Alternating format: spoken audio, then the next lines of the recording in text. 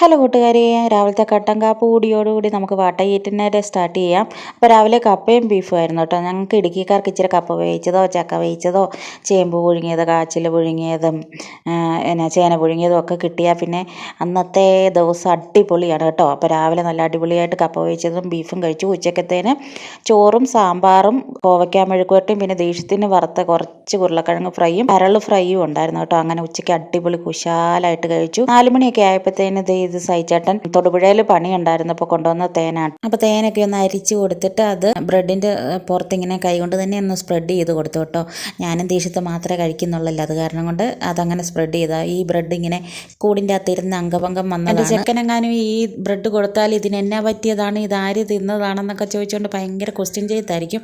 അങ്ങനെ ക്വസ്റ്റ്യൻ ചെയ്യണ്ടല്ലോ എന്ന് ഓർത്തിട്ട് പിന്നെ ഞാൻ തന്നെ ആ ബ്രെഡ് കൂടെ മധുരം ഇടാത്ത ഒരു ചായയും കൂടെ കുടിച്ചു. വൈകിട്ടത്തേന് മസാല ദോശയായിരുന്നു. അപ്പോൾ മസാല ദോശയൊക്കെ തിന്നേച്ച് ഞങ്ങൾ കിടന്നുറങ്ങി.